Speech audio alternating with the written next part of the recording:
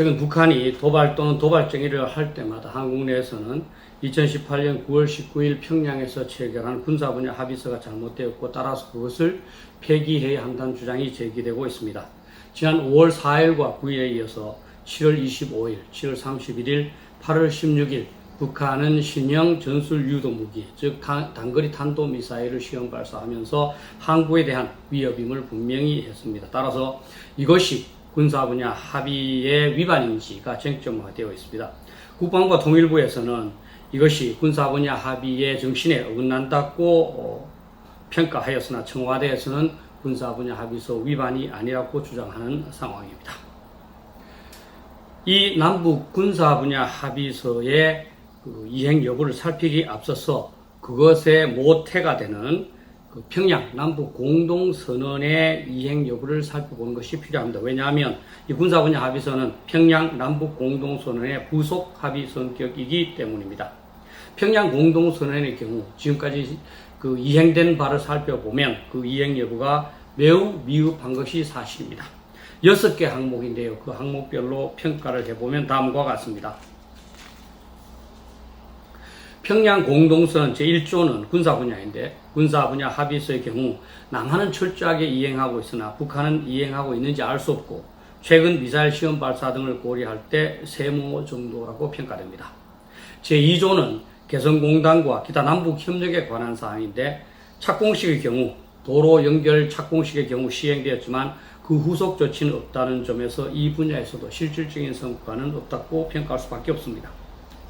3조와 4조는 이산가족 상봉과 문화 분야 협력인데 2020년 하계 올림픽 공동 진출, 2032년 하계 올림픽 공동 유치 등의 경우 아직 시간이 있어서 세모로 표시하기는 했지만 거의 진전이 없는 상태입니다.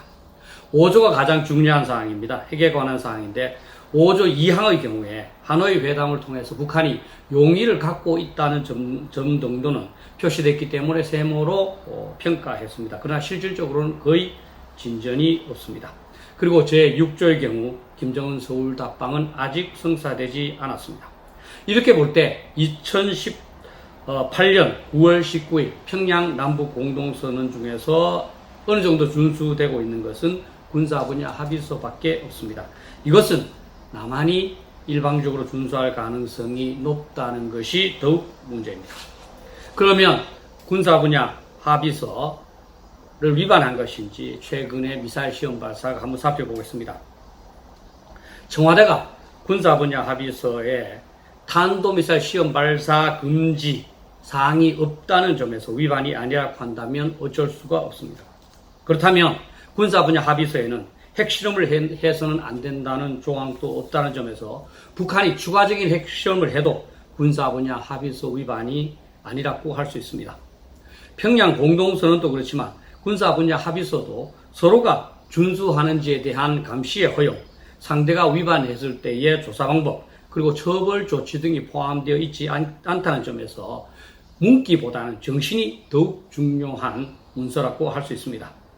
이런 점에서 볼 때 북한이 2019년 5월 4일과 9일, 7월 25일과 31일, 8월 6일 항구에 대해서 탄도미사일을 발사한 것은 지상과 해상, 공중을 비롯한 모든 공간에서 군사적 긴장과 충돌의 근원이 되는 상대방에 대한 일체의 적대 행위를 전면 중지하기로 하였다는 군사 합의서 제1조를 위반했다고 봐야 합니다. 특히 7월 25일 발사 후 김정은은 남조선 당국자가 최신 무기 반입이나 군사 연습과 같은 자멸적 행위를 중단하고 하루빨리 지난해 4월과 9월과 같은 바른 자세를 되찾기 바란다면서 아무리 비위가 거슬려도 남조선 당국자는 오늘의 평양발 경고를 무시해버리는 실수를 범하지 말아야 할 것이라고 경고하였고 31일 발사 후에도 이 무기의 관역에 놓이는 이를 자초하는 세력들에게는 오늘 우리의 시험 결과가 털어버릴 수 없는 고민거리가 될 것이라면서 적대 의사를 드러냈습니다.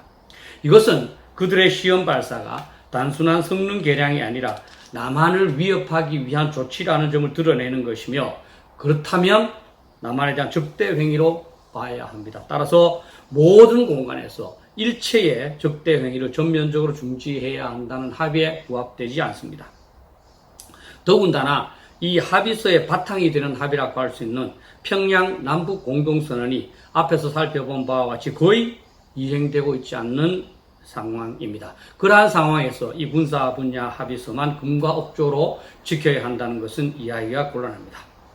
실제로 이 군사 분야 합의서의 정식적인 제목은 역사적인 판문점 선언 이행을 위한 군사 분야 합의서입니다. 다시 말하면 이것은 2018년 4월 30일 남북 정상이 판문점에서 합의한 판문점 선언, 즉 그 내용은 완전한 비핵화입니다. 그런데 북한은 현재 이 완전한 비핵화를 이행할 생각을 전혀 하고 있지 않습니다. 따라서 이 군사 분야 합의서를 근거 없이 지킨다는 것은 이야기가 곤란합니다. 특히 북한의 미사일 시험 발사가 군사 합의 위반이 아니라면 한국은 지난 평양 회담에서 잘못된 군사 합의를 맺었다는 것을 인정하는 셈이 됩니다. 북한의 미사일 시험 발사도 제대로 차단하지 못하면서 우리의 방어 태세만 약화시키는 군사 합의를 체결했다는 말이 되기 때문입니다. 사실 1992년 남북 기본 합의서나 1991년에 한반도 비핵화 공동선언에서 보듯이 남북 간의 합의는 당시에는 거창하게 합의했다가 폐기나 중재 조치 없이 서로가 무시해서 효력이 없어지는 방식을 따라왔습니다. 따라서 이 판문점 선언, 평양 공동선언, 그리고 이 군사 분야 합의도 그러한 방식을 따를 수밖에 없고 바람직하지는 않지만 그것이 현실일 수밖에 없습니다. 다만 9.19 공동선언 1주년까지 한 달 정도의 시간이 있기 때문에 본인은 이 기회에 정부에서 평양 공동선언과 군사 분야 합의서 이행 여부를 전문가를 동원해서 객관적으로 평가해보고 그에 따라서 정부가 어떤 노선을 선택해야 할 것인지를 결정할 필요가 있다고 봅니다. 이 기회에 우리는 공산주의자들에게 합의가 무엇을 의미하는지를 명확하게 깨달을 필요가 있습니다. 이를 위해서 저는 6.25 전쟁 당시 유엔군 휴전 협상 대표로 활약했던 미국의 조이 제독이 사망 직전인 1955년에 출간한 공산주의자들은 어떻게 협상하는가? How Communists Negotiate 라는 책에 있는 내용을 소개하고자 합니다. 조이 제독은 휴전 협상의 경험을 통해서 공산주의자들과 협상할 때는 강력한 힘을 가져야 하고 필요시에는 그것을 사용해야 한다면서 우리가 선의로 양보할 경우 그들은 우리가 약한 것으로 판단해서 더욱 강하게 압박한다고 주장하고 있습니다. 특히 그는 공산주의자들과의 합의에 대해서 다음과 같이 명확하게 설명하고 있습니다. 공산주의자들은 협정이 그들에게 불리할 경우 무효라고 생각한다. 공산주의자들의 협정 신뢰성을 믿는 사람들은 낡은 동아줄에 위험천만하게 매달려 있는 것과 같다. 이렇게 경고하고 있습니다. 공산주의자들은 그들에게 유리한 협정만 준수하고 불리한 합의는 준수하지 않는다는 겁니다. 그리고 그것이 그들의 전략이고 그들은 이것을 당연시 생각하고 있다는 설명입니다. 이렇게 볼 때 현 정부들로서 북한과 맺은 모든 합의는 우리만 준수해야 하는 것으로 생각하고 있는 것이지 북한은 전혀 그렇지 않을 가능성이 높습니다. 이미 앞에서 제가 분석해 드린 바와 같이 평양 남북 공동선언은 거의 준수되고 있지 않습니다.